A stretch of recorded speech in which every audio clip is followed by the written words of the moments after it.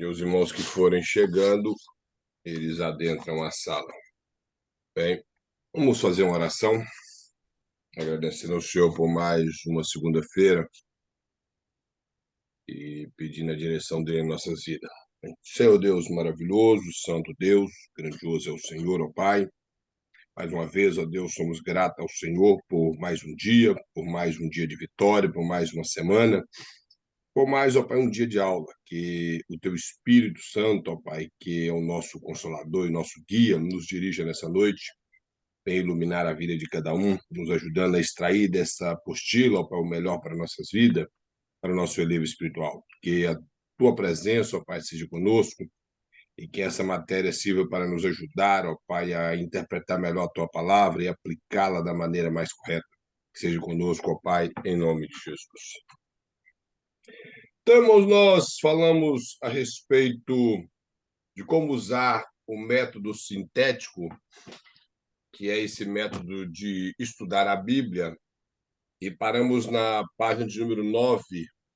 Antes de iniciar, o desafio que eu tive para pesquisar a respeito da vida de Tera, confesso aos irmãos que pesquisei bastante, achei algumas respostas não convincentes. E como não me convenceu, possivelmente não convence os irmãos. Mas vou pesquisar mais. Confesso, irmãos, que é muita lorota que eu encontrei em vários enciclopédias, comentários bíblicos, que não Sem convence. lógica, né? Tentam, sim, não tem lógica, eles tentam É, driblar o que está na não tem Bíblia. jeito. Ô, Mas evangelista, uma solução tem. não, eu nunca tinha, na verdade, pesquisado, mas eu pesquisei. Vou te mandar aí. Algumas eu achei a melhor. Igual você falou, tem muita lorota, mas esse eu só tenho um ponto que eu fiquei com ele. Esse eu aceitei. Os outros pontos eu não aceitei. Vou te mandar aí, peraí. Depois ele me manda aí que eu vou Tá. pesquisar depois da aula. Eu reli o texto e confesso aos irmãos que Não tem é, lógica, né? vem muitas coisas na mente, mas ao mesmo tempo, como eu já falei com os irmãos, às vezes eu faço uma pergunta e faço a pergunta em cima da pergunta. Então, às vezes eu próprio não consigo me convencer. Então, É o porque meu problema. realmente eu já tinha há muito tempo atrás tido um probleminha com esse texto. Eu estava até estudando um comentário bíblico do Augusto Nicodemos a respeito do Gênesis, e nessa parte, inclusive, ele não comenta, ele alega que há algumas complicações hermenêuticas e que não altera no texto e que ele deixaria para comentar em outra ocasião. E Aí me nunca aconteceu. despertou esse interesse também de saber a respeito do assunto, que realmente a gente, quando lê algumas genealogias, nós passamos muito despercebido na genealogia porque os números nos cansam. Inclusive, eu li aquela genealogia de Crônicas, primeiro Crônicas, mais de umas 10 vezes para me poder encontrar que lá tinha a história de Jabes. Só para os irmãos perceberem que é lá que fala de Jabes, mas eu passava um pouco em cima daqueles nomes cansativos, que é difícil de pronunciar, então acaba a gente ficando despercebido mesmo e não fazer matemática alguma. Porque ali tem uma Mas matemática, esse é o problema. isso O é que é o problema problema. todo ali, que ali tem números, que os números não batem. Mesmo se aumentar a idade que o pai de Abraão teve, que Terá teve ele, mesmo assim eu estou inventando o texto, que não está Sim, escrito.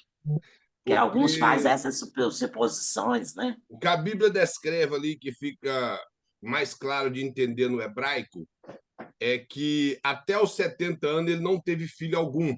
Até os Nenhum. 70 anos. Sim. Depois dos 70 ele teve filhos. Pois Porém, é. não teve os três filhos ao mesmo tempo, porque eles não eram trigêmeos. E então nós não sabemos, mas também não dá para fechar uma conta, porque se Abraão fosse o último filho, Mesmo assim. ele teria que ter tido Abraão com 130 anos. Aí já é aumentar demais, ué. Aumentar muito, porque eles tinham filho de ano em ano. Para É. ser sincero, os filhos eram um ou muito 2 anos de diferença um do outro. Isso nós vemos pela família de Jacó. Então, às vezes é forçar muito o texto. E eu confesso aos irmãos que realmente essa matemática nós vou ter que trabalhar mais nela. Então, irmão, nós estamos na página número 9. Eu falei aqui na letra C a respeito de relacionar o livro que nós colocamos em pauta para estudar na nossa leitura diária com outras porções, outros livros da Escritura.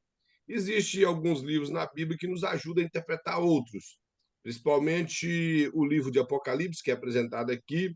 Ele deve ser estudado em conjunto com o livro de Daniel, tem muita semelhança. Inclusive, alguns céticos da Bíblia costumam alegar que João fez uso do livro de Daniel para escrever o seu livro, mas é claro que não. Quando tanto um quanto o outro recebeu inspiração e revelação de Deus para escrever o livro. E em épocas diferentes, e possivelmente não havia como João ele utilizar o livro de Daniel, que até o tipo de escrita é diferente. Então, nós vemos que os livros trabalham em conjunto, mas não foi cópia um do outro. Aqui o pastor coloca Marcos, que deve ser estudado à luz das cartas de Pedro, possivelmente pelo fato de Pedro foi quem instruiu Marcos em tudo. Na sua vida, alguns acreditam que Marcos era discípulo de Pedro, e, como eu falei na aula passada, alguns acreditam que Pedro citou o Evangelho de Marcos para Marcos. Então, sendo assim, a segunda carta e a primeira carta de Pedro nos ajudaria muito a interpretar o Evangelho de Marcos. O livro de Reis, realmente, o livro de Reis, ele repete em Crônicas. O livro de Crônicas, ele acrescenta poucas coisas que não está escrito no livro de Reis. E uma coisa boa de se notar é que o livro de Crônicas ele tem um pensamento de profeta. Eu não sei se os irmãos já conseguiram sentir isso ao ler o livro de Crônicas. Possivelmente, melhor, o livro de Reis. Quem escreveu o livro de Reis possivelmente foi um profeta. Já os dois livros de Crônicas, apesar das pessoas atribuir a Esdras, nós não sabemos, Esdras era um sacerdote, e eu observo que o livro de Crônicas, os dois livros de Crônicas, ele dá algo assim, um parecer que foi escrito por um sacerdote. Ele é mais espiritual, ele completa mais coisas, ele preocupa em se apegar àquilo que é espiritual, aquilo que atrapalhou a vida dos reis, que é a parte espiritual, aquilo que foi algo que mudou a vida de um profeta na área espiritual. Então, o livro de Crônicas ele é na perspectiva de um sacerdote e o livro de Reis da perspectiva de um profeta. Porém, um se completa com o outro. E aqui o pastor coloca os profetas menores. Alguns profetas menores estão enquadrados no livro de Reis e no livro de Crônicas. Um exemplo é o profeta Jonas. Nós vemos profetas não literários no livro de Crônicas e de Reis, mas ali há alguns profetas literários citados ali também. E, acima de tudo, a história dos profetas elas estão enquadradas no livro de Reis e no livro de Crônicas. Se nós olharmos principalmente os profetas que profetizaram pouco antes do cativeiro e depois do cativeiro, muito que não cita o nome deles no livro, o livro de Crônicas de Reis nos ajuda a interpretar os profetas. E um dos profetas que o pastor colocou, que na verdade os profetas menores, mas um livro profético que ele está baseado, bem dizer, quase todo no livro de Reis e de Crônicas, é o livro do profeta Jeremias. Ele retrata a queda de Jerusalém e a ascensão dos reis que subiram ao trono, que perseguiu Jeremias, e esses reis foram reis vassalos do rei da Babilônia, a ponto de um ser cego, dois serem mortos e um ser levado cativo à Babilônia. E tudo isso está registrado também no livro do profeta Jeremias. Então, esse conjunto que nós fazemos de um livro com o outro nos capacita muito a interpretar a Bíblia. E apesar aqui que o pastor não colocou, os evangelhos, irmãos, como nós observamos a respeito aí do galo cantar, os evangelhos têm que ser estudados em conjunto, principalmente os três primeiros evangelhos, que são chamados pelos teólogos de evangelhos sinóticos, que têm a mesma visão, devido a observar o ministério de Jesus no mesmo local, eles tiveram a mesma preocupação de descrever o que Jesus fez, de apontar as coisas relacionadas a Cristo. Muito que os evangelhos foram escritos para povos diferentes, em primeiro lugar, como nós já passamos na matéria de evangelho, sabemos que o evangelho de Mateus foi escrito primariamente para os judeus, Marcos para os romanos, Lucas para os gregos e João, escrito há muitos anos depois, talvez cerca de 30 anos depois de todos os evangelhos, foi escrito para o povo de todas as épocas, principalmente o povo de Éfeso, que foram os primeiros leitores do evangelho de João, mas é um evangelho extensivo a todas as épocas. E esses evangelhos se completam. O evangelho de João ele é bem teológico, bastante diferente dos demais evangelhos, mas eles se completam.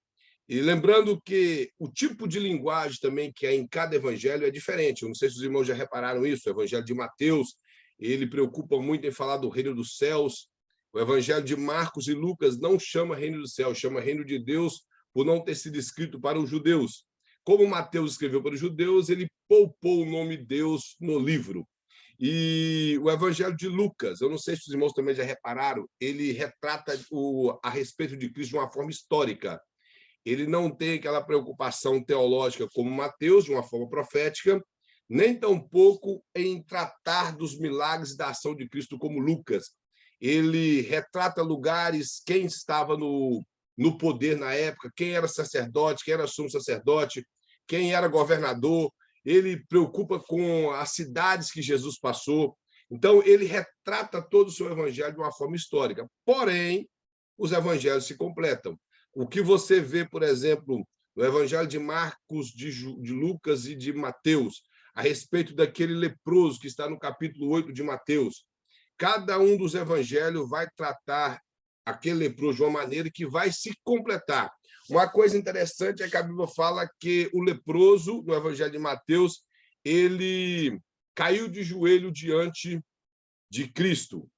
O evangelho de Marcos fala que ele prostou-se. Prostrar é você colocar a cara em terra. E Lucas descreve que ele colocou o rosto entre os joelhos. Então, mostra que ele se humilhou bastante diante de Cristo. Então, esse tipo de observações que nós fazemos nos livros da Bíblia que se completam, nos ajuda a interpretar melhor a Bíblia. Uma vez, um rapaz me ligou e eu vi na internet alguém falando que na multiplicação dos pães, e os quatro evangelhos retratam da primeira multiplicação dos pães. Já somente o evangelho de Mateus e Marcos retrata da segunda multiplicação. E na primeira multiplicação dos pães, no evangelho de Mateus e o evangelho de Lucas, fala que sobraram 12 cestos.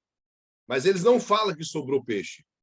E as pessoas, talvez, por não observar no evangelho de Marcos, que para mim o evangelho de Marcos, irmãos, é um evangelho bem mais claro do que os demais, por ele não preocupar em descrever muitas coisas a respeito do batismo, da tentação, essas coisas que foi relacionada à vida pessoal de Cristo, Marcos não preocupou em escrever. Mas aquilo que era milagre, Marcos foi detalhista. E o Sermão da Montanha, o sermão melhor profético, os irmãos observaram no evangelho de Marcos, ele é bem melhor de ser lido do que no evangelho de Mateus. É claro que o evangelho de Lucas retrata uma perspectiva histórica que nos ajuda a interpretar a invasão do Império Romano. Mas nessa multiplicação dos pães, Mateus e Lucas não falam que sobrou peixe. E algumas pessoas andou pregando na internet, e o rapaz até me ligou, fizeram até enquete para saber o que aconteceu com os peixes. O evangelho de Marcos fala que sobrou peixe. Só o evangelho de Marcos que fala que sobrou peixe. Então, quando Mas o dono não levou para casa, não. Não ficou rico, não. Não, sim, mas o que eu estou dizendo é que eles falam que não sobrou peixe, que sobrou só pão. Talvez por ler muito o evangelho de Lucas e Mateus, mas o evangelho de Marcos fala que sobrou peixe também, não foi só pão. É só os irmãos observar. E aproveitando que estou falando disso aí, irmãos, eu ouvi na internet também uma pessoa falando um absurdo em relação, por não pesquisar. Como estamos numa matéria de interpretar Bíblia, de preparar estudos, os evangelhos falam dos peixes. E as pessoas acham, algumas pessoas, vou colocar todos, acham que aquele rapaz carregava um peixe cru atrás dele. Não era um peixe cru. Ele carregava um peixe que estava dentro de um recipiente com óleo, como se fosse uma sardinha hoje. Era assim que eles preparavam os peixes naquela época.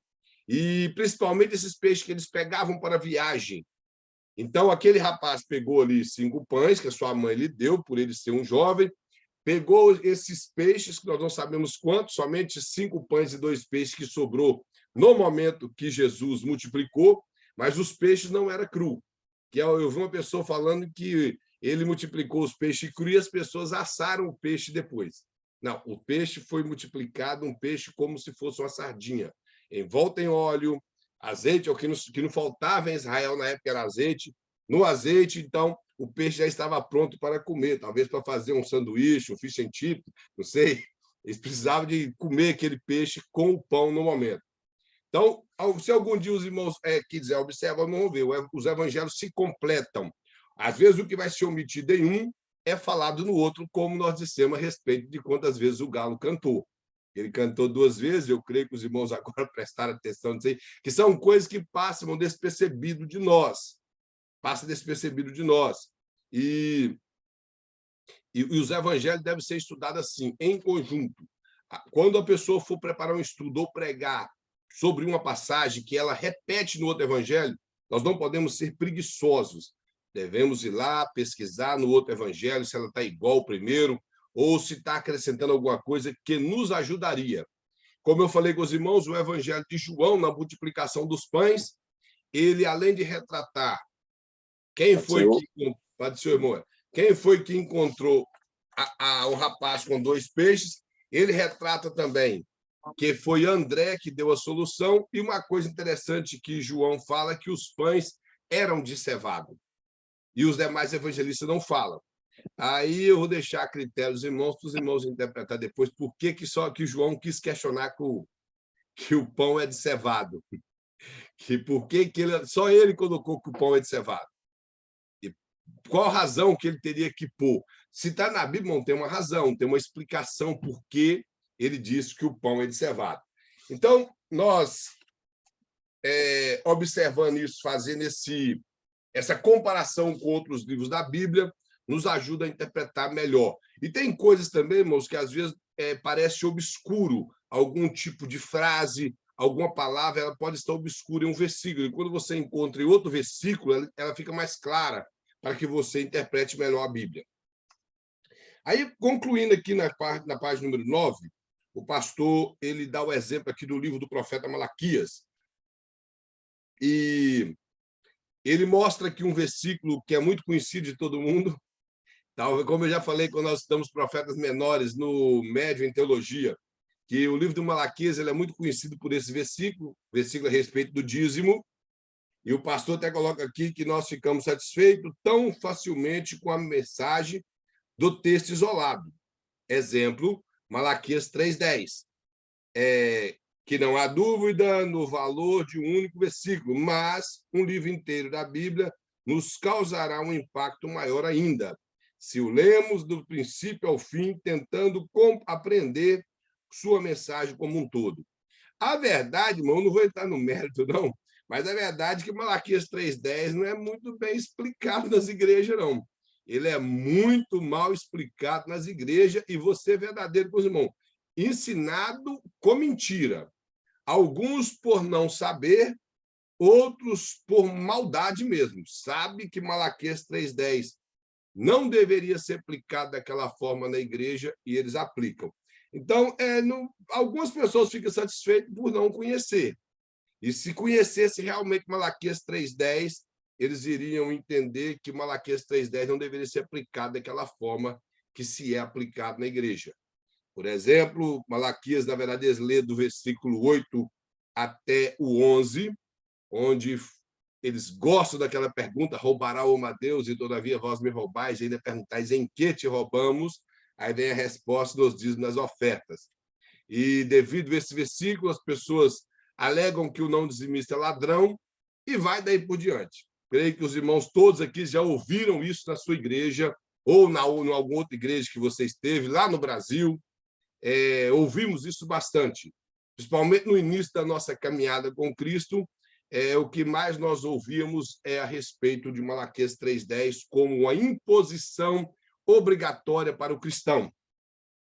E eu ensino na igreja que dízimo e oferta é algo de gratidão.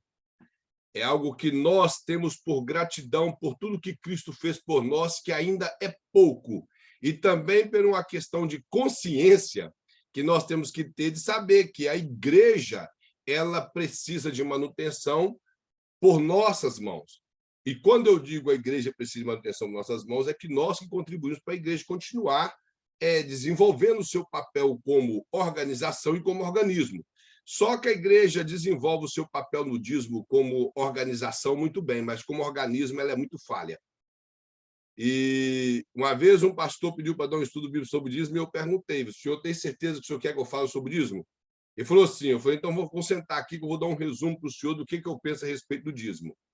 Quando eu disse para ele o que era o dízimo na Bíblia e para que serviu o dízimo, ele preferiu que eu não desse o estudo bíblico.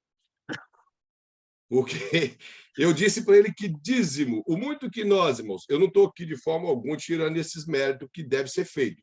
Dízimo, sim, tem que comprar microfone, comprar cadeira. Se a igreja tem condição, irmão, de ampliar a igreja ficar bonita, eu discordo desse espírito de mulambo que o povo que fica falando aí que igreja não tem que ser igreja suntuosa, igreja bonita. Mentira. Ele vai lá e olha o templo de Salomão. Diz a Bíblia que a quantidade de ouro que tinha no templo de Salomão era incalculável. Então, como que não deve ser suntuoso? O tabernáculo não era um monte de cortina velha, de trapo de pano velho. Se vamos observar, o tabernáculo foi feito com os melhores panos, tingido com animais, irmão, que se pegavam no fundo do mar.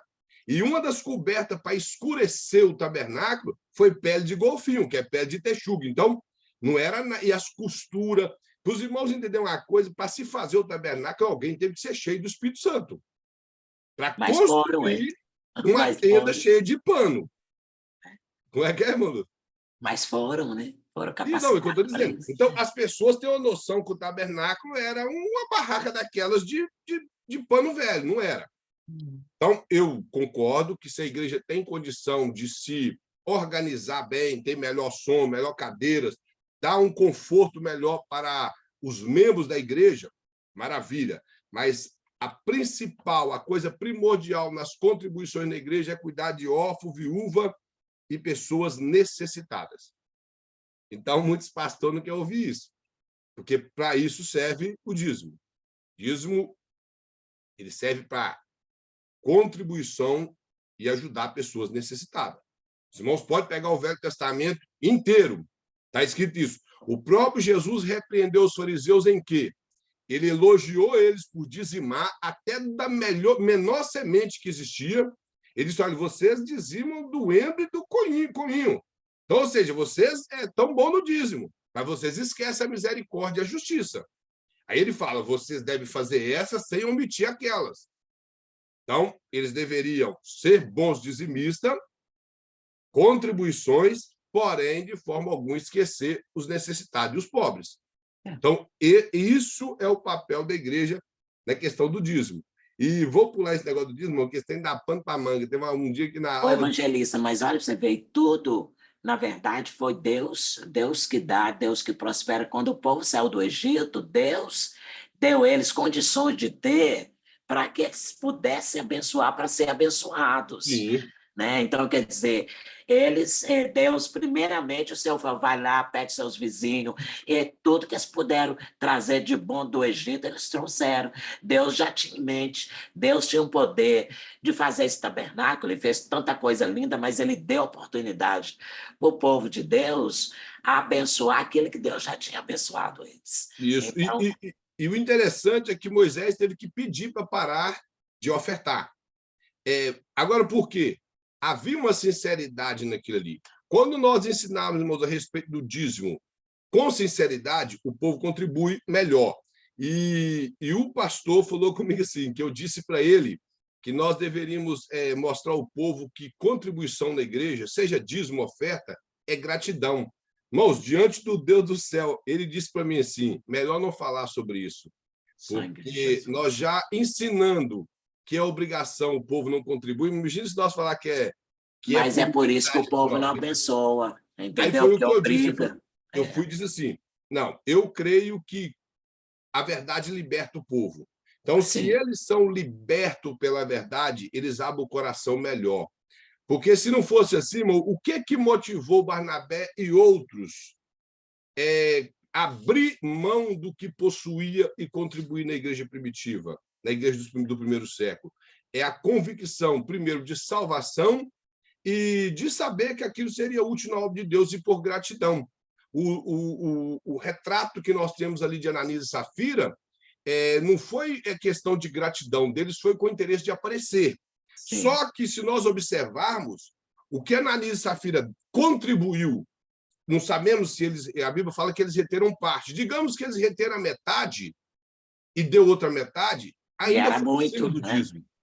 Se ainda foi acima do dízimo. Os irmãos estão compreendendo? Então, quando a igreja é ensinada a ser grata a Cristo, a saber que gratidão... Irmãos, a contribuição na igreja é algo muito sério. O apóstolo Paulo ele gastou 2 capítulos da Bíblia, em 2 Coríntios, capítulo 8 e capítulo 9, para falar de oferta e de contribuição. Então, é algo sério. É algo... Só que quando você lê lá, você não vê Paulo impondo sobre os coríntios. Paulo chama a atenção dele, dizendo, olha, vocês antigamente, vocês contribuíam, vocês eram bons, mas já tem um ano que vocês não dão, como diz, nem uma moedinha para a obra do Senhor, hein? Então, ele estava com vergonha, que o apóstolo Paulo falou com eles de maneira que eles entenderam. Contribuição, porque eu costumo dizer, pessoa que questiona contribuir na casa do Senhor precisa de convenção. Pessoa que não gosta de contribuir, que é mão fechada, ele não é convertido. É só observar a vida de Zaqueu. Assim que Jesus entrou na vida de Zaqueu, o que Zaqueu fez? Eu reparto esse dinheiro com o povo. Houve mudança na vida de Zaqueu. Então, por exemplo, e a Bíblia fala, nós contribuímos de acordo com o que nós podemos ou de acordo com aquilo que, às vezes, nós sentimos de fazer, que, às vezes, é até impulsionado por Deus. Mas uma coisa nada pode ser feito por obrigação. Quando nós podemos dar milhões de dinheiro na obra do Senhor, se for por obrigação, nós não recebemos galardão nenhum diante do Senhor. Evangelista, Sim? eu posso ler aqui Êxodo capítulo 25, só que eu estou lendo no telefone, você sabe que o Pode vocabulário sim. é muito bom. Êxodo 25 diz assim: Então falou o Senhor a Moisés, dizendo: Fala aos filhos de Israel que traga uma oferta para mim, que traga de todo o coração. De todo homem cujo coração mover da voluntariamente dele, tomarei a minha oferta ao sábado.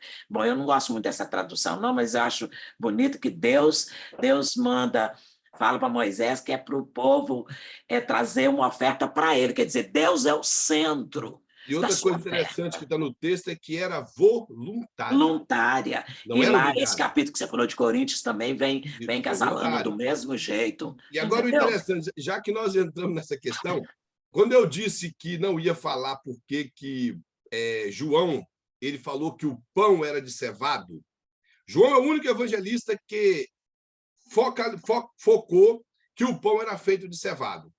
Quando você vai em Deuteronômio e você vai ler sobre a repetição das leis, depois eu vou dar a passagem para os irmãos. Em Deuteronômio, lá fala que no culto de primícia, quando ele escolhesse o cevado, antes de fazer qualquer pão dentro da casa, eles deveriam ofertar para Deus o cevado primeiro. Só depois de entregar o cevado a Deus, a parte que era de Deus, que eles poderiam cozinhar o cevado dentro de casa. Então, ou seja, se João ele mostrou que aqueles 5 pães daquele jovem era de cevado, implica que a mãe dele, o pai dele, colheram o cevado e contribuiu primeiro para depois fazer pão. Eu não estou aqui fazendo teologia de libertação, nem tampouco teologia da Não. prosperidade, que eu tenho nojo de teologia da prosperidade. Mas o pão só foi multiplicado porque ele já estava abençoado de acordo com as Escrituras. Então, ou Concordo seja, plenamente. por isso que João ele enfatizou que o pão era feito de cevado. O pão multiplicou porque a família daquele rapaz já havia abençoado a vida do sacerdote, abençoado a obra de Deus, cumprindo o que estava escrito na lei de Moisés.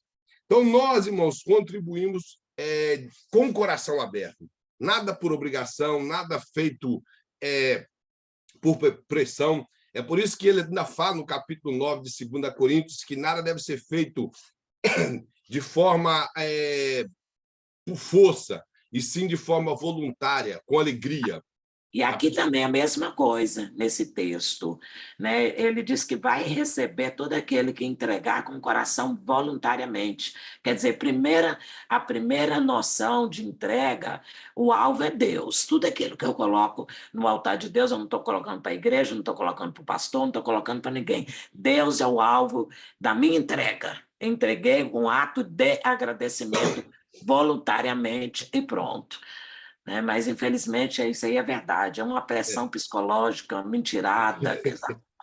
E outra coisa muito interessante, que, como eu falei na aula passada, o apóstolo Paulo ele faz uma discorrência de alguns dons lá no capítulo 12 da sua carta aos Romanos.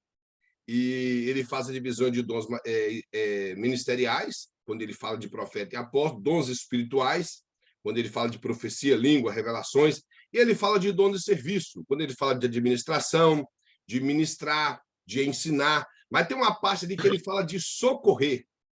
E ele Dom de fala que socorro, aquele que presta socorro, que faça com alegria, abundância. e com alegria. Não entendendo? Porque, por exemplo, digamos que a irmã Lúcia, o carro dela estragou lá em Framingham. Aí nós moramos aqui, ela me impede para ir poder ajudar um help ela. E eu vou, mas vou murmurando. Se é para me ir, que eu vá com alegria, sabendo que eu estou indo ajudar uma serva de Deus e glorificando o nome do Senhor. Então, por exemplo, se eu contribuo para alguém que está passando necessidade, eu tenho que fazer com alegria. E não por aquele negócio, por que esse vagabundo não vai trabalhar? Por que ele não vai caçar um trabalho? Por que não faz isso? E sim Ô, sabendo que... evangelista, mas você sabe outra coisa que eu tenho observado no dom do socorro?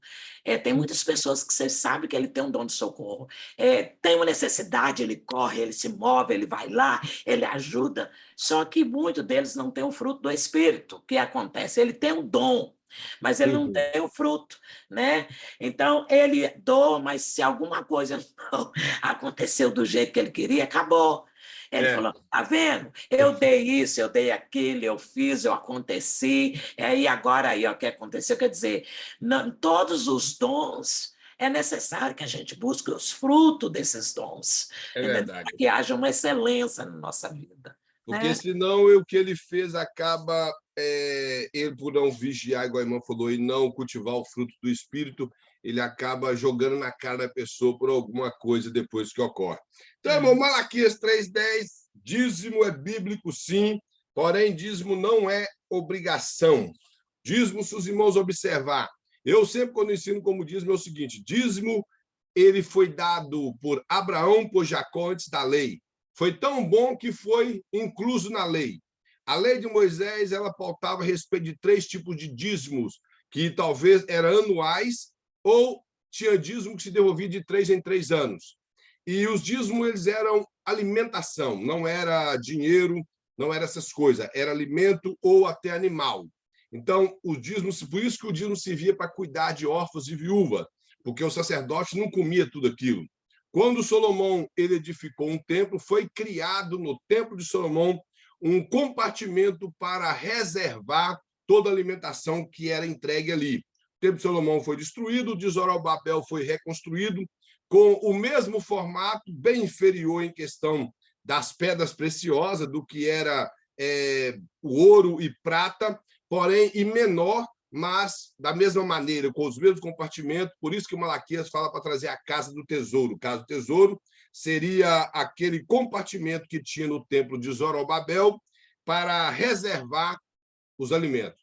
Então, quando as pessoas tinham necessidade, se comunicavam com o sacerdote, com os juízes que existiam ali, ele julgava a causa da pessoa, levava e ajudava aquela pessoa. Então, isso é muito simples. O dízimo virou lei cerimonial. Quando a lei cerimonial foi abolida por Cristo na cruz, toda a lei cerimonial foi abolida. Então, o dízimo já não é mais algo obrigatório da lei, como foi no Velho Testamento. Hoje nós contribuímos porque amamos a obra de Deus.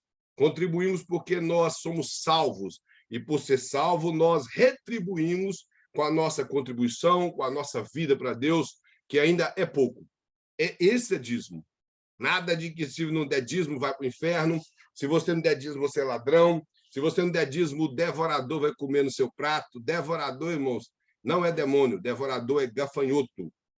Nós não sabemos nem se seria o nome do gafanhoto, literalmente. porque o livro de Joel fala do destruidor, devorador, migrador e cortador. Há uma dúvida se é as fases dos gafanhotos ou se seria gafanhotos naquela época denominado com esses nomes, por cada um fazia a sua devastação. E o que é citado em Malaquias, que é o devorador, é um gafanhoto, um pequeno bicho que mede muito 8 centímetros, nada mais do que isso. Esse pensamento neopentecostal que transformou esses insetos em demônios é mentira. Então, nós não podemos mistificar a Bíblia quando a Bíblia não fala. Lá realmente é um gafanhoto, não é um demônio. E outra coisa, dízimo não repreende demônio, irmão, isso é mentira. Toda vez que você ouvir na internet que essa classe de demônio só sai com dízimo, está precisando de sair da vida do pregador, porque isso é mentira. Isso é mentira. É por isso que eu disse que as pessoas fazem de má fé. Estão fazendo de má fé. Então, o versículo aqui não está tão bem explicado como, infelizmente, vou ter que discordar um pouco do pastor, que nem todo mundo entendeu ele tão fácil assim como o pastor colocou aqui. É um versículo que todo mundo cita, como eu já falei, o livro de Malaquias ele é conhecido por esse versículo, porém, com a interpretação completamente errada. Agora, por quê? Como nós estamos estudando um método de estudo bíblico, eles simplesmente focaram no que Malaquias disse, focou na palavra roubar a Deus, trazer dízimo, e não preocupou em estudar a respeito do dízimo desde a sua origem até os dias de hoje. Simplesmente são pessoas que estão buscando o seu interesse próprio e não estão preocupando com nada. Entenda uma coisa, eu acredito sim que existem pessoas que aprendeu assim, antigamente os pastores com pouca instrução instruíam, as pessoas aprenderam, guardaram aquilo e por falta de conhecimento, de ter acesso a algum tipo de informação melhor, ele permanece com esse tipo de ensinamento. Eu entendo isso. Mas agora nós estamos falando de uma geração nova que vem aparecendo aí como pastor, apóstolo, profeta, bispo, vice-deus, esse povo todo aí. São esse povo que anda contando mentira na internet, pedindo Pix, pedindo sei lá mais o quê, falando que só vai entregar a profecia quando fizer o Pix. Se você não fizer o Pix, não tem profecia. Então, são charlatões da fé no meio do povo de Deus. São enganadores. Então, eu respeito, irmãos, aquelas pessoas antigas, aqueles pastores antigos que não tiveram acesso que nós estamos tendo. Nós temos que respeitar. Eu tenho um amigo que ele é muito cri-cri com esses negócios, e ele cria problema. Um dia eu falei, rapaz, respeita a crença das pessoas. Essas pessoas não tiveram, elas não tiveram acesso ao que nós estamos tendo. Aí um dia eu até falei, rapaz, você era assim, porque você é assembleiano, e você... Esse rapaz uma vez questionou comigo que usar boné era pecado. Aí eu falei, é mesmo? Ele falou, interessante, Sadraque, Mesaque e Abednego foi lançado na fornalha de fogo, diz a Bíblia que nem o chapéu dele pegou fogo. Falei, então, já que era pecado, era pro chapéu, pelo menos o chapéu pegar fogo, né? Aí ele não falou mais nada. Depois de muito tempo, ele veio falar comigo, rapaz, eu falava tanta besteira antes, né? Eu falei, você aí, 90% dos assembleianos. É você e 90% dos assembleianos fala besteira da Bíblia. Então, hoje, ele aprendeu a Bíblia, só que ele fica refutando, ele cria problema com as pessoas. Eu falei, rapaz, tem que respeitar as pessoas mais antigas, que eles não tiveram acesso que nós estamos tendo. Isso aí, irmão, isso aí é compreensível. Agora, essa turma que vem com mentira, aí não. E tem pastores, irmãos, assembleianos, pastores que conhecem o que está na Bíblia, e quando você vê dando uma palavra de oferta, você vê ele forçando o texto para poder depelar o povo, tirar realmente a lã. Evangelista, mas olha para você ver, você falou igual o estudo que você queria lá dar sobre o dízimo. Eu sempre dei estudo sobre o dízimo na minha igreja, porque desde o dia que o Senhor revelou na palavra de Deus, que eu entendi realmente o que era o significado, pode, eles me chamam mesmo, e eu vou lá, e vou estou sempre ensinando aquilo que o Senhor está me dando a oportunidade de aprender da maneira correta. Mas mesmo assim, assim, muitas pessoas, para a glória do Senhor, já entendeu, mas às vezes a liderança continua no mesmo lugar. Então, assim, não é fácil. Falou tudo. A Não liderança é continua no mesmo fácil, lugar. entendeu? Você vai lá, o seu Espírito Santo de Deus te dá a oportunidade, vai sim, mas como Deus tem compromisso com a palavra dele, aquele que quiser realmente aprender da maneira que está na palavra, Deus vai fazer, entendeu? Agora, quem não quer, Deus vai respeitar. Pois eles voltam lá atrás e continuam numa laquia, ainda fala trem assim horrível, horripilante. Só que o povo agora já aprendeu. Aí sabe o que acontece? Todo mundo vira o olho para cima, todo É verdade. O pessoal, eu é, já percebi isso da igreja. Aí eles ficam olhando para o teto, olha para o lado, aham, não contribui. uhum, Porque se for ensinado, irmãos, que a contribuição é voluntária, que é por gratidão, as pessoas que são gratas irão contribuir. As pessoas aprenderão corretamente e, às vezes, darão mais do que eles dariam, tanto no dízimo como em oferta. Se as pessoas são ensinadas corretamente, elas aprendem a fazer e ser grata a Cristo. Então, pastor, coloquemos algumas coisas de observação no livro do profeta Malaquias. Nós passamos no livro do profeta Malaquias, quando estudamos a respeito dos profetas menores e profetas maiores, essas duas matérias no médio em teologia. Então, eu vou só abordar algumas coisas rápidas que o pastor colocou aqui, que facilita na interpretação de um livro da Bíblia. Aqui o exemplo é o livro do profeta Malaquias. Ele coloca o período que ele atuou, que foi no final do Velho Testamento, já ali no finalzinho, alguns acreditam que ele foi o último profeta. Ele profetizou, dá a entender que logo após Zacarias e Ageu, porque Zacarias e Ageu eles são citados no livro de Esdras, Malaquias já não é citado nem em Esdras e nem em Neemias, e tampouco nos profetas Zacarias e do profeta Ageu. Mas esses três profetizaram pós-cativeiro. Depois do cativeiro, quando o povo estava na sua terra, estabeleceu na sua terra, no período de Neemias e Esdras, Ageu e Zacarias se profetizaram. Malaquias, um tempo depois, não temos como discernir qual tempo foi, se foi 5 anos, 10 anos, 1 ano depois, mas ele profetizou logo depois desses dois profetas. E ele profetizou num período de imensa pobreza no meio do povo de Israel, porque eles haviam regressado do cativeiro babilônico, estavam sobre o subalterno ao governo persa, passaram vários reis no governo persa, era um governo unido com os medos, então eram os medos e os persas no governo do mundo nesse período, e Neemias e outros tiveram algum benefício dos reis da Pérsia, dos reis da Média, mas chegou um momento que houve perseguições. Nós vemos isso no livro de Esdras e Neemias, e dentro dessas perseguições e pobreza, chegou um momento que o povo se distanciou de Deus. Então, você vê o desinteresse do povo. No livro do profeta Malaquias era enorme, o desinteresse do povo nas coisas de Deus, o desinteresse dos líderes, que eram os sacerdotes, e isso refletiu no povo, porque a partir do momento que a liderança ela enfraquece, o povo vai enfraquecer junto. Se a liderança ficar com preguiça de orar, não tem como o povo seguir orando. Você vai achar ali um gato pingado de pessoas que têm a sua vida de oração orando. Se a liderança não gosta de estudar a Bíblia, as ovelhas não irão estudar a Bíblia. Você vai achar ali, como eu já falei, um gato pingado de pessoas interessadas em estudar a Bíblia, que ela se tornará diferente no meio daquele povo quando ele abrir a boca para poder falar uma verdade bíblica. Então, devido à imensa pobreza que o Império Persa deixou esse povo, eles tiveram essa dificuldade, reclamaram de Deus. O profeta Malaquias mostra, no capítulo 3, que eles diziam que era inútil servir a Deus. Eles falaram assim, é inútil servir a Deus, porque os ímpios prosperam. Eles também, nós aqui servimos ao Senhor, guardamos a sua lei, e nós estamos passando dificuldade. Aí é quando Deus dá aquela palavra que também é muito citada do profeta Malaquias, que outra vez verei a diferença entre o justo e o ímpio, entre o que serve a Deus e o que não serve.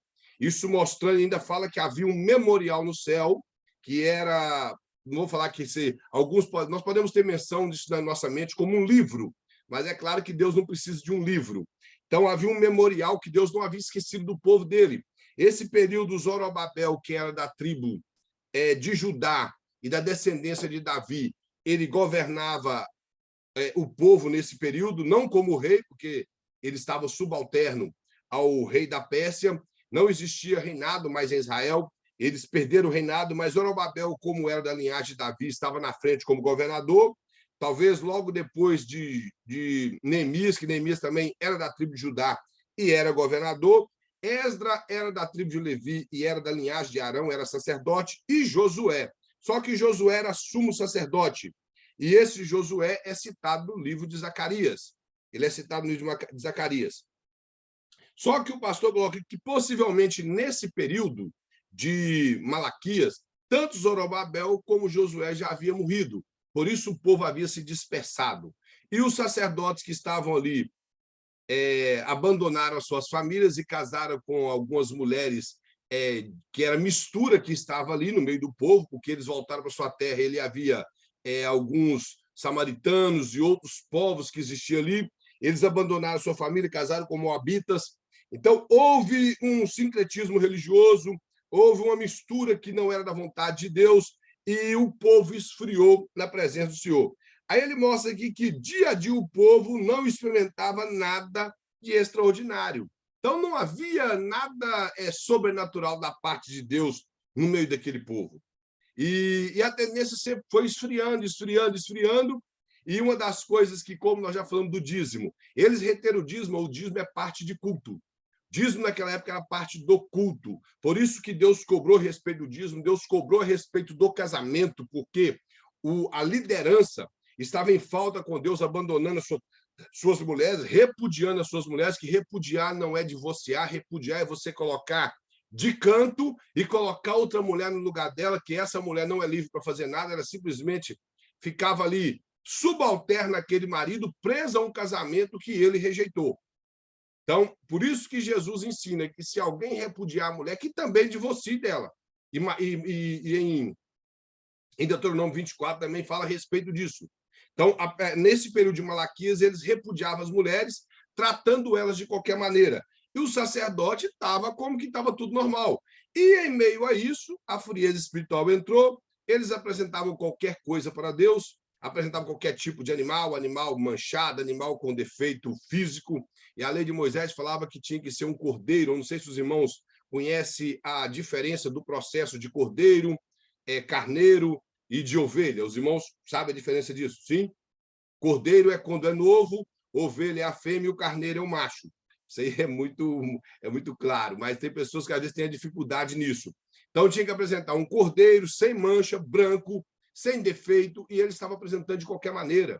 Estava pegando o pior do rebanho e levando para Deus, a ponto que Deus usa o profeta Malaquias. Mas é a primícia, né? Na verdade, era a primícia. Isso. Pega, ele fala assim: pega esse presente e leva para o governador e vê se ele aceita, mostrando que nem o governador da cidade ia aceitar aquele presente com defeito. E a ponto que Deus fala que preferia que fechasse, que apagasse o fogo do altar e fechasse o tabernáculo. Irmãos, é muito triste chegar um momento que Deus fala assim: eu prefiro que feche essa igreja, porque vocês não me cultuam, que vocês fecham, acaba com isso. É muito triste a situação dessa. Então, era o que estava acontecendo no período do profeta Malaquias. E o culto no templo seguia uma rotina de sacrifícios. Então, como eu estou falando, era algo simplesmente rotineiro. Não havia a presença de Deus verdadeiramente ali. E o profeta Malaquias é o último profeta, segundo o que subentende, passou um período de talvez 350 a 400 anos da última voz de Deus através de um profeta que foi Malaquias, até a chegada de João Batista no Evangelho de Mateus, anunciando a chegada do reino de Deus. Então, o pastor, na página de número 10, ele nos dá um gráfico em relação ao livro do profeta Malaquias. Por isso que eu tinha dito na aula retrasada que uma maneira de estudar a Bíblia que nos ajudaria é conseguir fazer um gráfico, pegar uma folha, fazer um gráfico, separando as passagens da Bíblia com o assunto principal. Não vou falar aqueles títulos que estão na Bíblia, de negrito, porque aqueles títulos não é da Bíblia. Aqueles títulos são formas didáticas que os teólogos colocou para nós. Mas dentro da própria passagem da Bíblia, nós podemos tirar temas e fazer um gráfico. Aqui ele coloca, dentro do capítulo 1, até o versículo 1 ao versículo 5, sobre o amor de Deus pela nação. Do capítulo 1, versículo 6 até o 3, 15, ele mostra o pecado dos sacerdotes. Então, que a maneira que eles pecaram levou o povo à frieza espiritual. E mostra também o pecado do povo. Porque se o povo esfria espiritualmente, a tendência do povo é cometer pecados deliberadamente, sem sentir que aquele pecado lhe está lhe prejudicando. E é só você observar todas as perguntas que foi feita, eles respondem de forma irônica.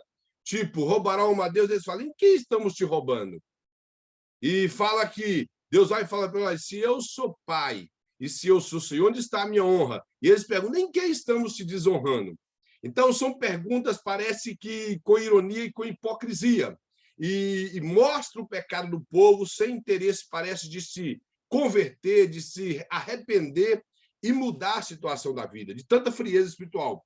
Aí o capítulo 3, versículo 16 ao capítulo 4, versículo 6, como já falei, tem um memorial no céu, é assim que está escrito, mas aqui o pastor apresenta como um livro. Sabemos que Deus não precisa de livros, já que ele é conhecedor de todas as coisas, mas é simplesmente com forma didática. E há também o advento de Cristo, há uma profecia no capítulo 4 de Mateus, da vinda de Cristo, aqui de Mateus, de Malaquias, uma profecia a respeito da vinda do Senhor Jesus e também da vinda de João Batista. Aqui o pastor colocou o advento de Elias, que é o profeta Elias profetizado aqui. Em Malaquias estava falando de João Batista, o próprio Jesus interpreta isso. E na aula passada, a nossa irmã Lúcia até abordou o assunto de que, para os judeus, o profeta Elias tem muita importância, pelo fato que até hoje eles esperam o profeta Elias.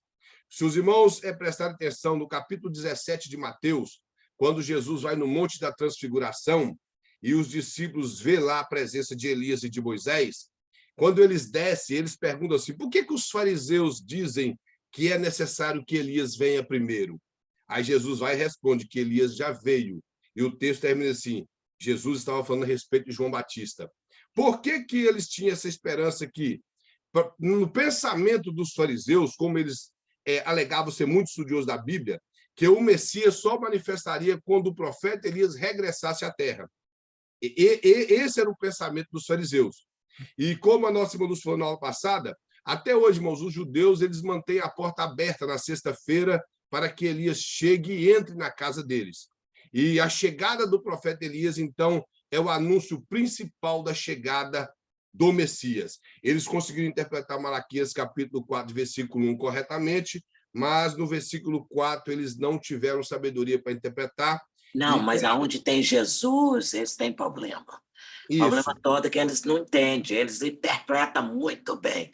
Chegou, aí quer para o Messias, que é Jesus, acabou esse. Mas a própria Bíblia diz que Deus escureceu mesmo o entendimento deles para que a salvação chegasse até a nós. Fazer o quê, Paulo né? fala que quando eles leem o Velho Testamento, eles estão embotados. Embotado é quando uma faca perde o corte. E, Sim, resumindo, eles estão cegos.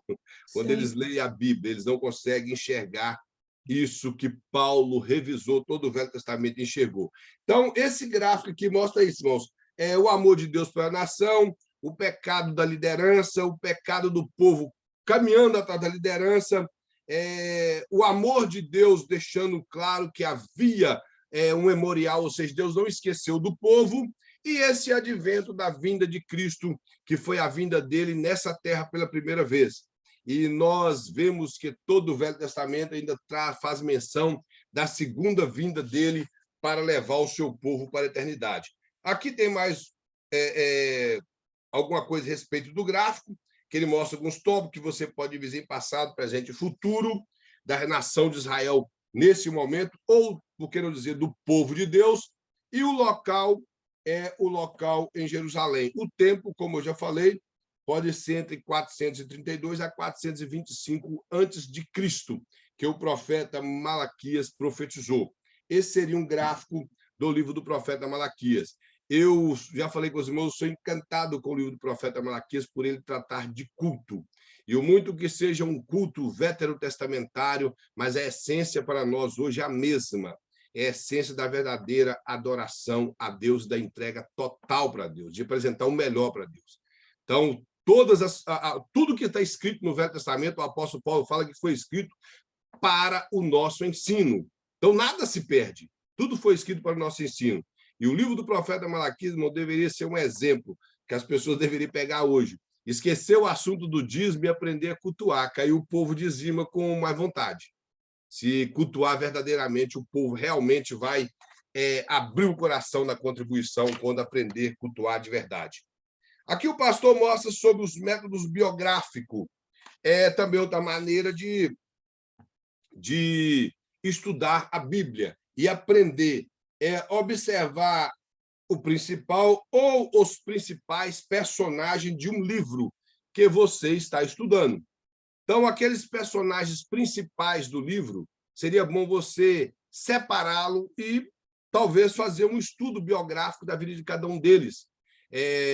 Muitos são citados no Velho Testamento, em alguns outros livros, outros são citados até no Novo Testamento. Nós vemos como o profeta Daniel é citado no livro de Ezequiel, é citado no Evangelho de Mateus. Nós vemos como o próprio Jó, além de ser citado no livro de Ezequiel, junto com Noé e Daniel, ele é citado também na carta de Tiago. Então, tudo isso ajuda. Por exemplo, um personagem citado em Tiago, que quando você lê o livro de Reis, capítulo 17, capítulo 18 e 19, você não encontra isso lá. É o profeta Elias. O profeta Elias, quem escreveu o livro de Reis, fala que ele disse, segundo a minha palavra, não vai chover. E quantos pregadores nós já ouvimos falar, eu já ouvi muitas vezes falar assim, o profeta não precisou nem de orar. Ele tinha tanto crédito no céu que ele disse que, segundo a palavra dele, não iria chover. Só que Tiago interpreta a vida do profeta Elias dizendo que ele orou incessantemente para que não chovesse. Então, ele orou. O pregador que diz que ele não orou está errado, porque ele orou. O Novo Testamento interpreta que ele orou. Os irmãos estão compreendendo? Então, ele teve uma vida de oração para que ele pedisse a Deus para cerrar os céus. E não tem essa história que era crédito no céu, que foi o que ele determinou, que não aconteceu. Ele determinou de acordo com a vida de oração que ele tinha.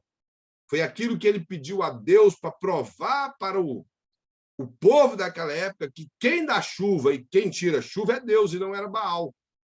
Baal não era Deus da fertilidade, e sim o Deus criador dos céus e da terra e da chuva.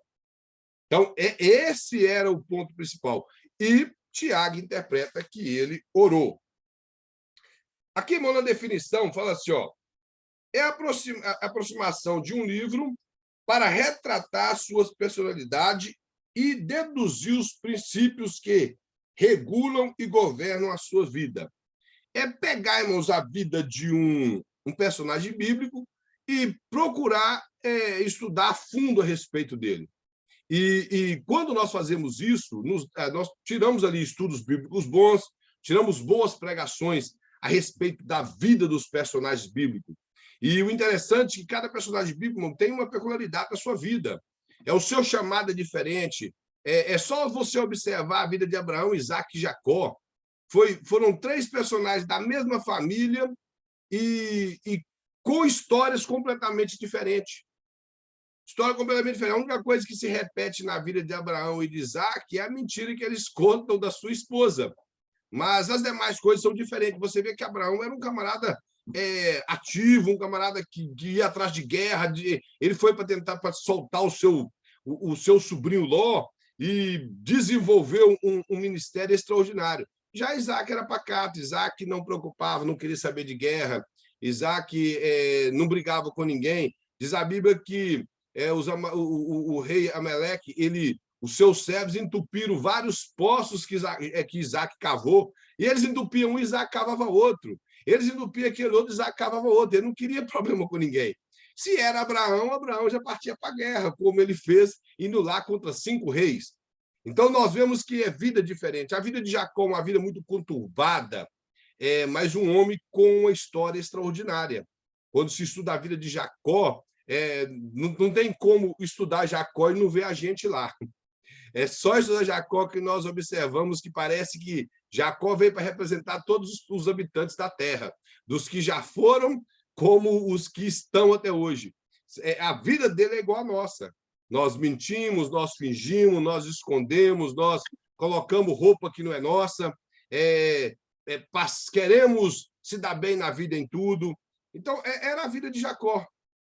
Então, os Mas, personagens. Evangelista, tem uma coisa bonitinha que eu acho de Jacó, que eu acho muito interessante, porque Isaac ele teve um probleminha ali quando, na primogenitura, ele sabia que Esaú estava com problema, que Esaú tinha já abandonado, estava com mulheres pagãs, mas ele insistiu de abençoar ele com a primogenitura, que na verdade já nem merecia ele, se ele fosse olhar com os olhos espirituais e com os olhos de pai, ele deveria ver que ele realmente tinha saído fora daquela bênção. Mas Isso. acho bonitinho que Jacó, ele não fez a mesma coisa. Você vê que ele abençoou os filhos dele, cada um dos filhos deles foram abençoados naquilo que eles plantaram, a missória, mas foi a verdade, entendeu? Ou vamos consertar um pouquinho, naquilo que eles eram durante, né, o tempo que ele observou os filhos dele, se a gente observar cada um, a benção que for lhe imposta, né, ou que seja um pouquinho mais, mas ele não errou como o pai dele errou. Como o Não. pai dele, Isaac, insistiu em abençoar Esaú, aí não precisava daquele problema todo. Ele deveria ter Porque reconhecido, eu, entendeu? particularmente, não acredito que ele não sabia que o mais velho serviria o mais novo, como Com foi certeza, falado ele não queria para admitir, né? isso, como foi falado para Rebeca, porque ela perguntou o que estava acontecendo e Deus falou: aí tem duas nações e o mais velho servirá o mais moço. Sim. Então ficou muito claro que a Jacó tentou sair primeiro, mas depois voltou e Esaú saiu primeiro. Ele saiu agarrado no calcanhar dele, mas não conseguiu sair primeiro. Então estava muito claro que Esaú seria servo de Jacó. E nós não sabemos qual a razão, igual a irmã está abordando aí, que ele insistiu tanto em que permanecesse Esaú. E nós Mas é vemos o quando amor chegamos, excesso que ele tinha por Isaú. quando Então, isso aí chega é em uma coisa Hebreus, importante, o né, de escritor aos aprender. Hebreus retrata Esaú como devasso, como Sim, ele era. alguém que trata as bênçãos de Deus com menosprezo. Ele chama E eu vi um ele relato dentro do relato da história do judaísmo, que Esaú era um cara terrível, ele era um abusador de mulheres, tá? E quando os judeus falam de alguém que é judeus ou que você pode ter certeza que o negócio é sério.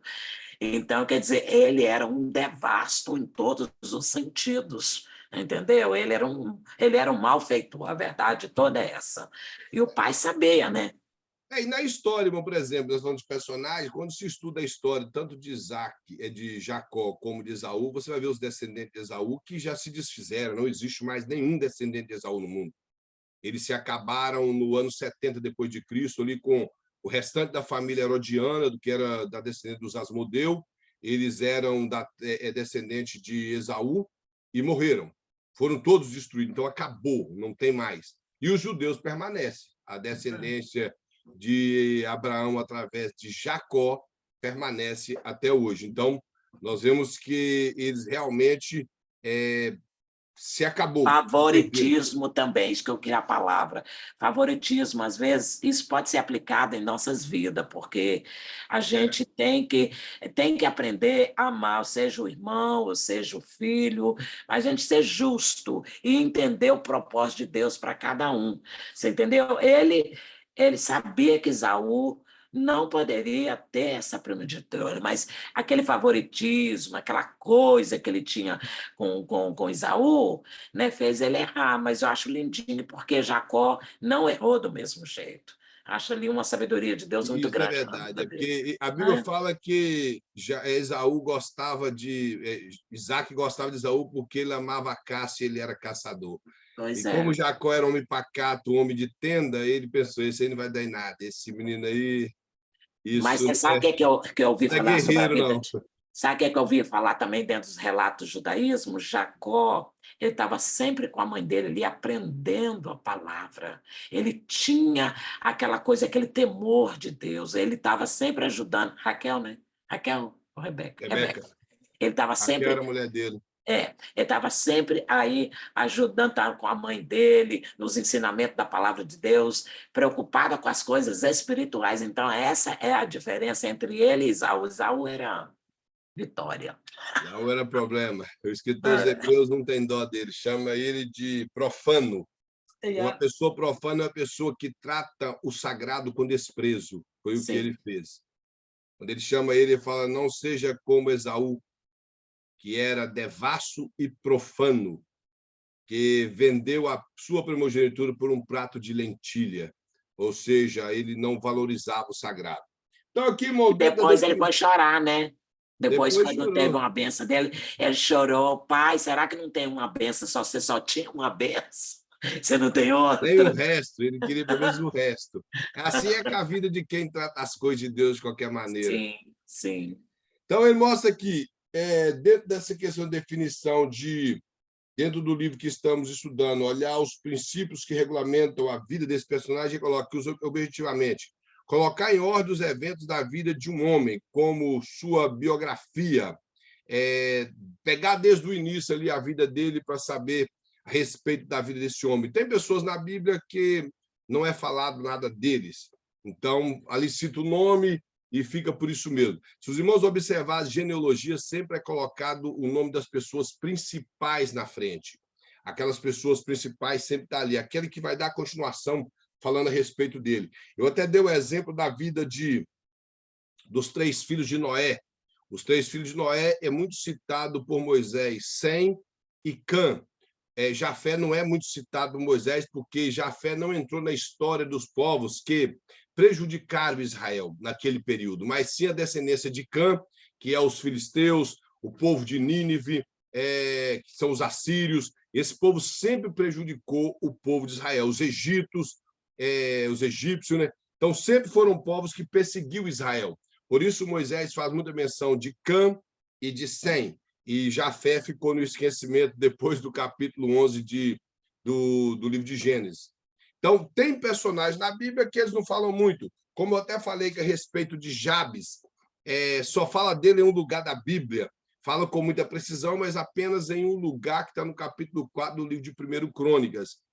Por alguma razão que parece que fica vago, que ele vai citando vários nomes e, de repente, Jabes não era da descendência de Davi para ter direito ao trono, e ele cita Jabes ali no meio e retoma a sua citação a respeito dos nomes dos descendentes de Davi. Então, é algo assim extraordinário. Ele, por alguma razão que ele achou interessante aquela história, colocou a vida de Jabes ali. Mas a Bíblia não fala muito sobre Jabes. Tem outros personagens que a Bíblia fala bastante, por exemplo, se dá sobre a vida de Jonas, que ele é um profeta citado no livro de Reis, fala de onde ele era, de filho de quem ele era. Então, tudo isso ajuda a estudar sobre a vida de um personagem. Outra coisa que o pastor coloca é, subjetivamente, tomar os eventos da vida de um homem e deduzir dele o seu caráter interior. A de Jacó não precisa nem de pegar e falar. A de Abraão fica muito claro. Um personagem na Bíblia que quase ninguém fala muito dele é Adão, a não ser simplesmente para falar que Adão cometeu o pecado, mas é um personagem que deveria se fazer um estudo a respeito da vida dele. Outros homens, como Caim, por exemplo.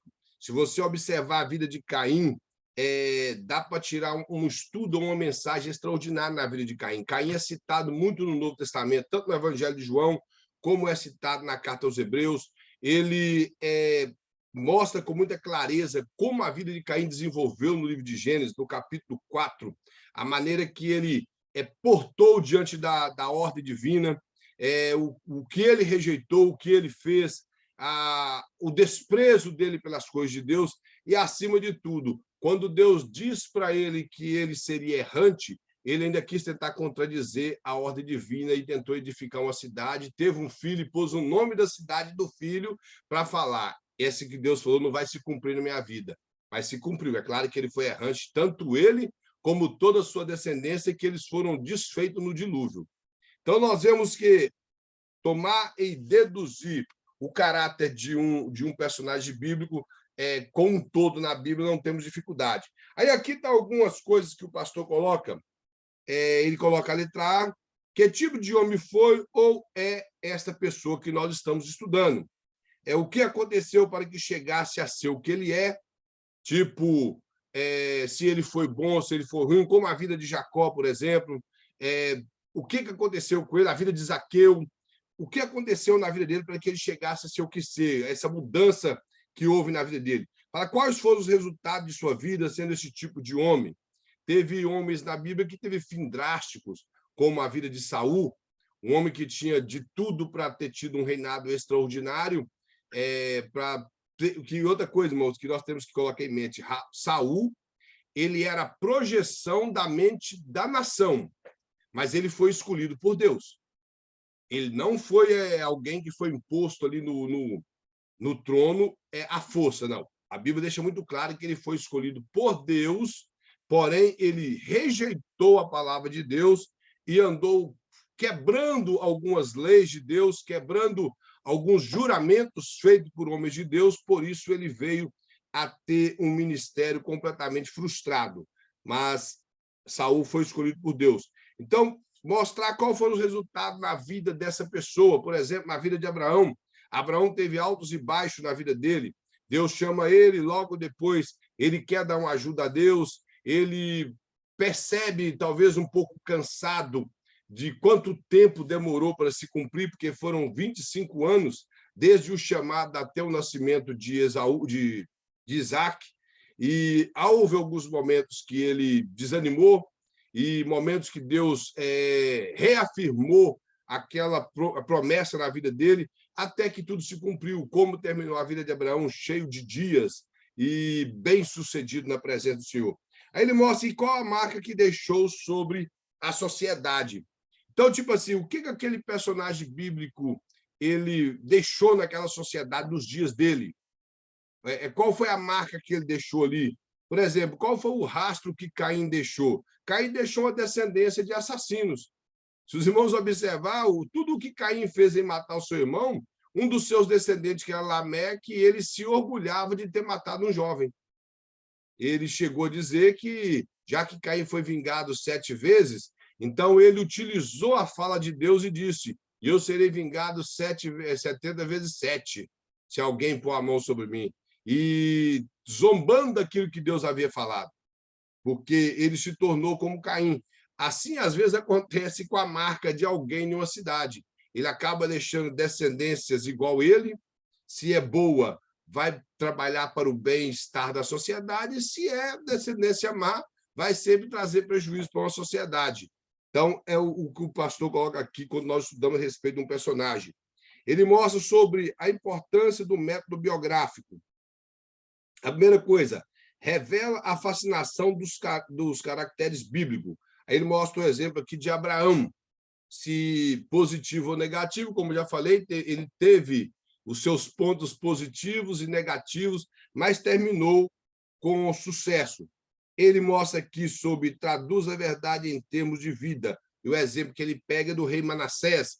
O rei Manassés foi um rei filho do rei Ezequias, pouco antes do cativeiro babilônico, e esse rei ele foi um dos piores reis que passou em Israel.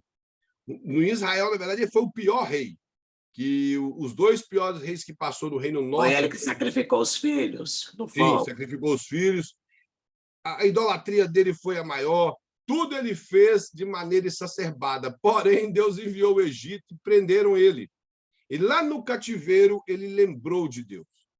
E ao lembrar de Deus, diz a Bíblia que Deus lhe perdoou e teve misericórdia e fez com que os egípcios lhe soltassem. Então, o fim da vida do rei Manassés foi um fim louvável. Mas ele deixou um rastro muito ruim, que logo seu filho Amon assumiu o trono e já partiu para a idolatria, porque ele colocou ídolos dentro do templo. Ele foi o rei que mais prejudicou Israel no período dele. Foi o rei Manassés. Porque os 2 piores reis do Reino Norte, que é o reino de Israel, na verdade prejudicou Judá, Jerusalém, do Reino Norte, que é o reino de Israel, foi o rei Jeroboão I, o rei Acabe e o rei Jeroboão II. Foram os piores reis que passou no Reino Norte. No Reino Sul, foi o rei Manassés.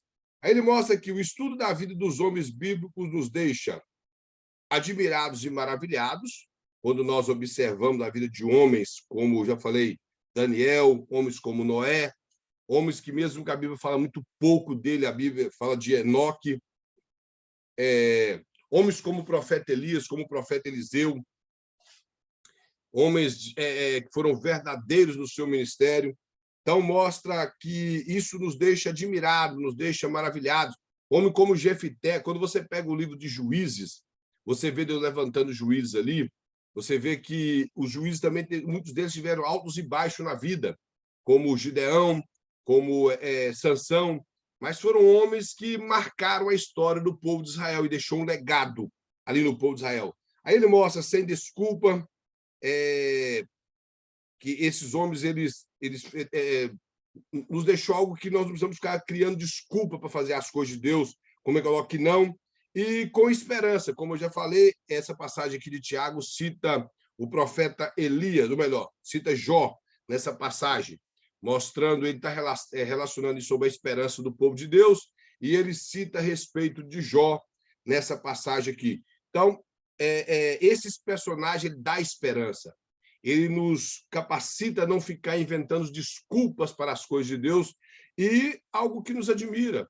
Quando você observa mudanças na vida de homem como Jacó, você vê que parece que foi mudado do 0 para 100 de uma vez, quando ele encontra com Deus. Mas a mudança tem que vir com o encontro com Deus. Aí o pastor coloca, mas como usar este método? Ele fala, coletar todo o material concernente ao homem a ser estudado, de forma cuidadosa. Devemos buscar pesquisar nos melhores livros que nós encontramos na internet e, claro, não somente em uma fonte, buscar várias fontes que possam nos ajudar e tomar muito cuidado com as supostas fontes extras bíblicas. As fontes extras bíblicas, elas podem, às vezes, fazer a história ficar um pouco fantasiosa. E eu volto a dizer, eu gosto da literatura, ela é muito boa, eu tenho aqui um exemplar, mas temos que tomar muito cuidado concernente à história do Velho Testamento relacionada, escrita por Flávio Josefo. Temos que tomar muito cuidado. Então, as pessoas, às vezes, pegam e tudo que ele lê ali, eles passam para frente. E teve uma época atrás aí que o livro do Flávio Josefo estava sendo pregado nas igrejas em vez de pregar a Bíblia. Estavam pregando Flávio Josefo e não pregando Bíblia. Então, acaba se tornando algo herético, porque o ponto de partida de uma mensagem é a Bíblia, e não livros aleatórios, não livros extra-bíblicos, não livros de... Comentário é uma coisa que cada um tem seu ponto de vista. Isso. E o livro de Flávio Josefo, não é nem um livro teológico, ele é um livro histórico, de um judeu não cristão. Temos que ter isso em mente. É uma literatura excelente, excelente, muito boa, principalmente no que tange respeito ao Novo Testamento, a história que Flávio Josefo viveu. Já o que é no Velho Testamento, que ele pegou de tradições e de muitas tradições para escrever o livro dele, acaba tendo muita coisa que não bate com a Bíblia. Então, nós temos que coletar bastante informação. Ao pastor coloca, muitos homens têm mais de um nome na Bíblia. Ou muitos personagens também são repetidos o nome. Ele coloca até um exemplo de Pedro, que o nome verdadeiro dele é Simão, Simão Pedro, e o nome Cefas, o Keifas, no grego. Mas a Bíblia sempre chama ele de Simão Pedro e Jesus que chamava ele de Cefas. E Zacarias, que dependendo do Zacarias tem vários nomes, se for o profeta, se for o rei, tem vários nomes. E outra coisa, uma questão de personagem bíblico. Nós não podemos confundir um personagem bíblico de uma história com uma outra história. E tem Evangelho, só um minutinho, assim, voltando um pouquinho ali atrás, tem um comentarista nas Escrituras Sagradas do Antigo Testamento, que é um contemporâneo aí, é o Rash, é um dos melhores comentaristas. Bom, vou falar em português, Rashi, né? R-A-S-C-H-I. Sou muito bom comentarista, mas já te falei, o que é de fala do Messias, a gente pula, entendeu? Fala de Jesus, a gente pula, porque realmente eles não têm como, eles inventam qualquer coisa, mas não quer admitir que Jesus é o Messias. Mas os outros tipos de comentário é maravilhoso, muito bom. Não, sim, nós temos muitos comentários, inclusive, por exemplo, livros dos pais da igreja são bons, tem muitos livros, muitas interpretações dos primeiros cristãos que eles fizeram, comentários de várias passagens da Bíblia que realmente são bons. Então, isso ajuda. Só que, como o pastor coloca aqui, com cuidado deve ser examinado. Tudo tem que ser examinado e de acordo com as escrituras. Não pode contradizer as escrituras. E, como eu falei, nome de personagens bíblicos, temos que tomar cuidado para saber se aquele livro que nós estamos lendo ali na Bíblia está falando do mesmo personagem que nós estamos pesquisando, porque há muitos personagens com o mesmo nome. Um erro muito grave que acontece, principalmente no Novo Testamento, pessoa, parece brincadeira, mas tem pessoas que acham que a carta de Judas, que está lá perto do Apocalipse, foi escrita pelo Judas Iscariote. E o Judas Iscariote morreu ali antes de Jesus morrer, ele já havia morrido. Então, e a carta de Judas, ela é aproximadamente do ano 65 para cima. Então, o Judas já havia morrido, já tinha mais de 30 anos. E as pessoas pensam que a carta de Judas foi escrita por Judas Iscariote, o traidor. E não foi. E também a carta de Tiago. Vai fazer um estudo sobre a vida desse Tiago, que escreveu aquela carta, é aceito unânime por 98% dos ensinadores, que aquele Tiago é o Tiago, irmão de Jesus Cristo. Não é o Tiago apóstolo, porque existiu 2 Tiago apóstolos, o irmão de Judas Tadeu e o Tiago, irmão de João. O Tiago, irmão de João, morre muito cedo no início da igreja, no 1º século. E o Tiago apóstolo era chamado de Tiago Menor. Então, possivelmente, não é esse Tiago que escreveu a carta. E o Tiago que escreveu a carta, nós vemos que ele não se apresenta como apóstolo. Então, ele não era o apóstolo.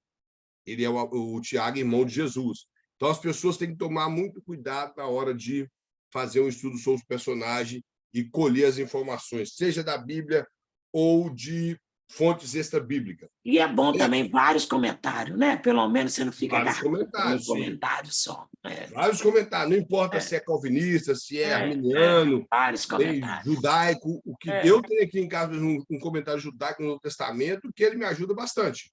Eu gosto É muito também. bom, então me ajuda bastante.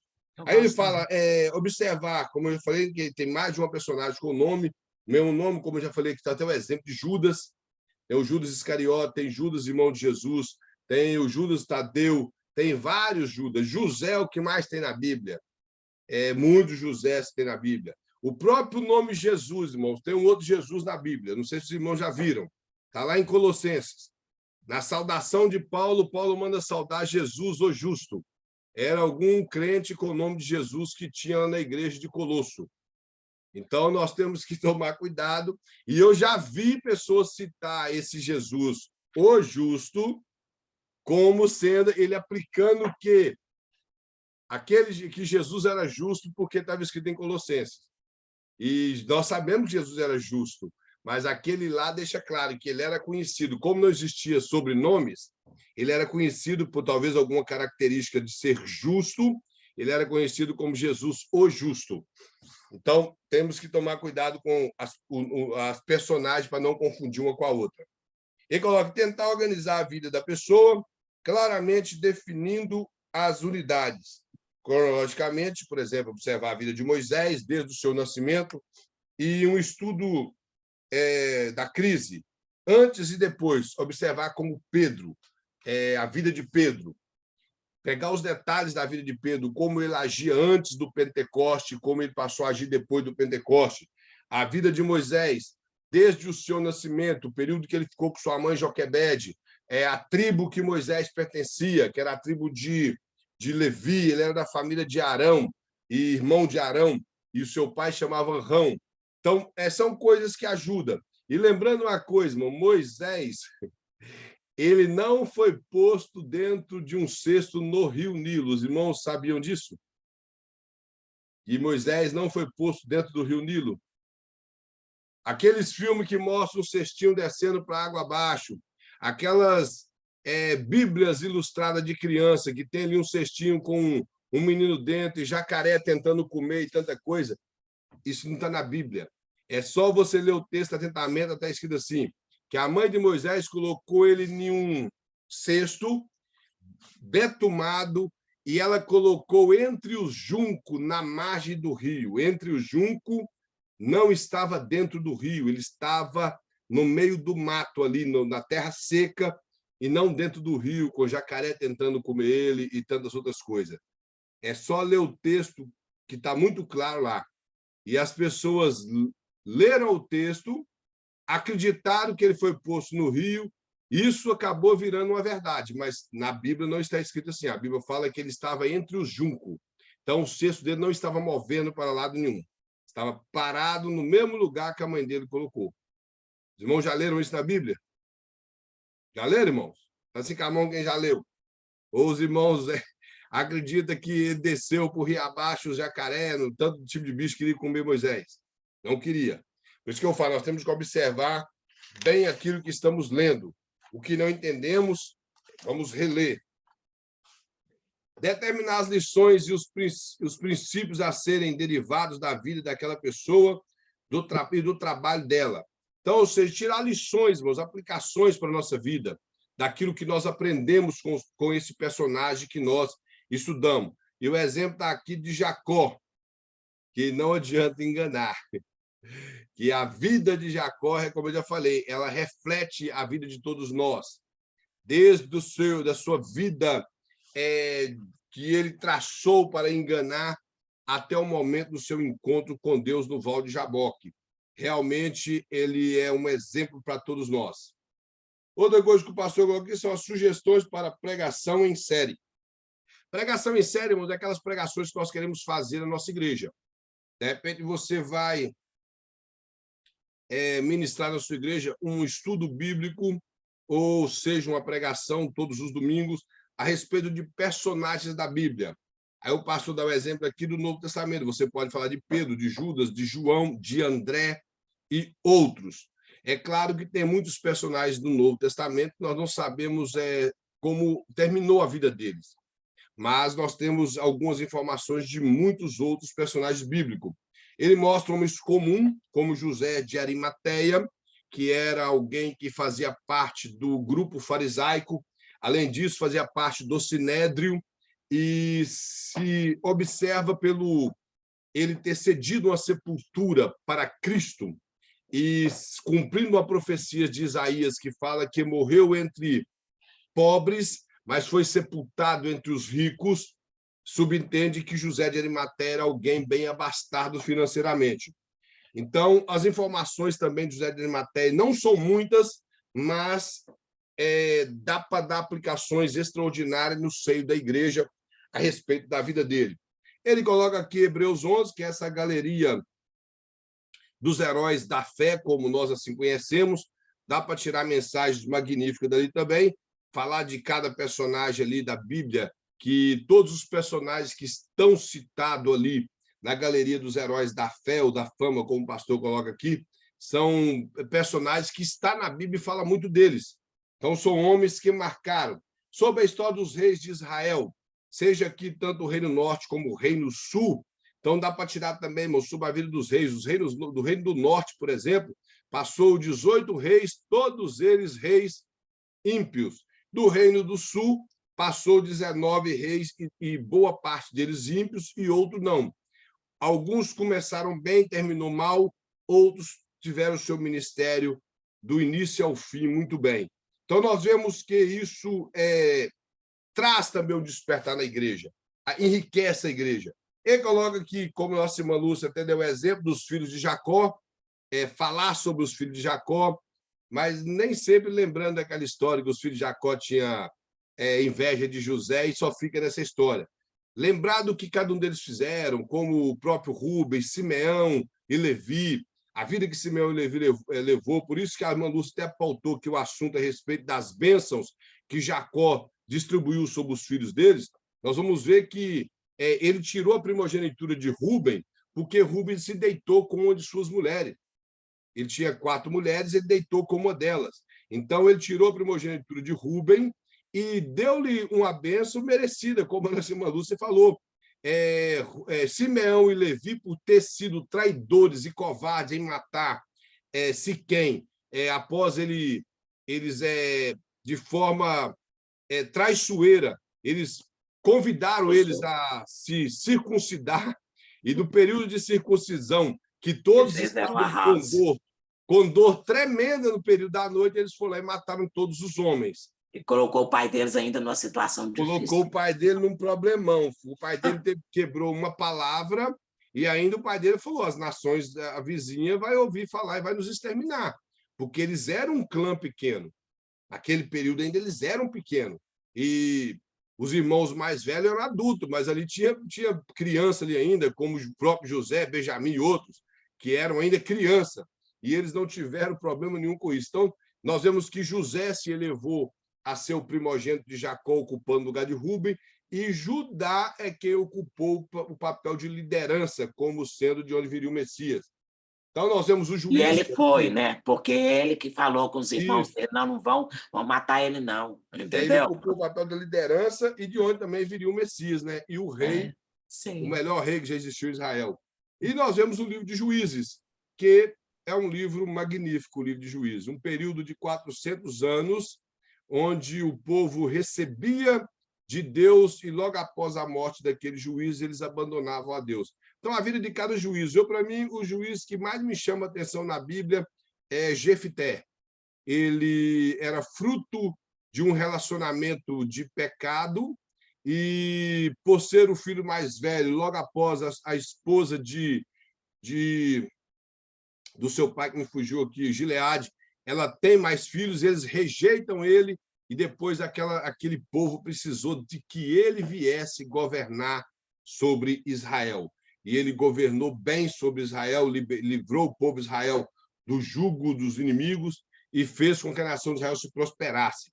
Então, irmão, nós vemos que esse método de estudo nos ajuda bastante sobre a vida de personagens bíblicos. E Vita Heresias também, né? E Vita Heresia, É, principalmente, né? é. Principalmente, porque essa falta de conhecimento, às vezes, dos personagens bíblicos, que está relatando aquela passagem que nós queremos, às vezes, pregar, a falta desse conhecimento acaba fazendo as pessoas falar o que não é. Mas aí deixa eu voltar de novo no Terá. Quando eu descobri, quando eu estudei esse texto do Terá lá, eu entendi perfeitamente ali que o chamado de Deus foi para a vida de Abraão, abrangiu o pai também. O pai saiu. Mas se você olhar, nós estudamos lá a geografia bíblica, a gente vê que Ur do Caldeus está lá na pontinha, quer dizer, Arã está lá na metade, quer dizer, Terá, ele foi rumo a Canaã, mas ele não completou a viagem. Isso. Ele parou em Arã, quer dizer, ele Isso. continuou na idolatria dele, porque Deus falou, sai do meio da tua parentela, da tua família, quer dizer, eles continuam pecando. Ele não chegou até o final. Agora, Abraão, sim. Agora, é isso aí que gera aí um problemão no texto, porque, para mim, ali teve escolha. Deus escolheu toda a família, mas, infelizmente, Terá não quis chegar até Canaã. Ele parou na metade do caminho. É. Entendeu? Porque, como Deus chamou Abraão e ele saiu junto, eu creio que Abraão comunicou a ele, por ele ser cabeça de Sim, família, e sim, Abraão, por respeitá-lo, ele foi junto com toda a família. sim. E no meio do caminho aconteceu várias coisas para que aquilo não chegasse até lá. Nós observamos que um dos irmãos de Abraão ficou ali em Arã mesmo, que foi os Sim, avós de Rebeca. Eles sim. ficaram ali e dali eles não saíram. Eles plantaram família ali, ali ficaram. É só observar quando Eliezer volta, ele vai em Arã buscar Tá lá, Rebeca, praia. porque ali ficou o irmão de Abraão. Então, irmão, nós Sim. vamos ficar por aqui e na próxima aula nós continuamos. Lembrando os irmãos, eu suponho que vocês ouviram a mensagem que o pastor deixou no grupo. Ele não pediu para reforçar, mas eu vou reforçar que vai ser trabalho, e o trabalho é os exercícios, por isso ele não vai liberar o gabarito. Então, os irmãos têm os exercícios para poder responder os exercícios e enviar para o pastor como trabalho da matéria de métodos de estudo bíblico. Lá está a data da entrega do trabalho. Então, os irmãos, me parece também que o pastor perdeu os arquivos que tinha essas respostas. Ele falou isso para mim um dia. Ele falou que ia tentar recuperá-lo, mas ele até deixou muito claro que ele vai observar com muito detalhe a resposta de cada pessoa para que ninguém seja injustiçado. E vai dar a nota devido à resposta de cada pessoa da maneira correta com a apostila. Todas as respostas estão de acordo com o que está escrito na apostila. Então, creio que não terá dificuldade alguma em relação a isso. Amém? Alguém tem alguma pergunta, algum comentário? Senão, nós vamos fazer a chamada, irmãos. Fazer a chamada, nossa irmã Ruth, irmã Priscila, irmã Maria Bandeirinha, José Carlos. O Carlos estava aí, saiu. Irmã Lúcia. Presente. Irmão Elvis. Irmão Wellington. Presente. Irmã Sandy. Irmã Cristina. Irmão Washington.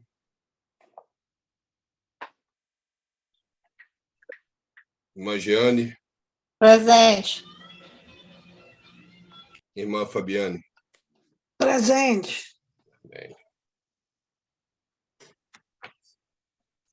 Então, amém, irmãos. Nós voltamos na próxima segunda-feira.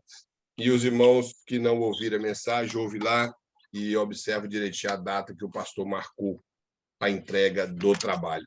Também vamos agradecer ao senhor mais uma vez, agradecendo ele por mais um dia e pedindo ele uma semana abençoada. Bem, Senhor Deus, Pai maravilhoso, Deus santo, Deus bendito, é o Senhor, ó Pai, para todo sempre. Nós te glorificamos, ó Deus, pela tua magnífica palavra, Pai, por ela ser extraordinária. Nos ajude, ó Pai, a compreender a tua palavra a cada dia. Sabemos que ela é uma fonte inesgotável, Deus, mas nos capacita a poder beber dessa água, Pai, a aplicá-la em nossas vidas. E, acima de tudo, ao Senhor, a compreender da maneira correta que o Senhor determinou que os teus servos escrevessem. Seja conosco, Pai. Abençoe a vida de cada um, nos dê uma semana abençoada, que todos sejam abençoados pelo Senhor e que o ministério de cada um, ó Pai, possa ser frutífero na tua presença, em nome de Jesus. Em nome de Jesus. Amém. Graças Amém. a Deus. Todos tenham uma excelente noite, irmãos. Deus abençoe Amém. a todos. Uma maravilhosa semana. Amém. Boa noite a todos. Amém. Deus abençoe a todos.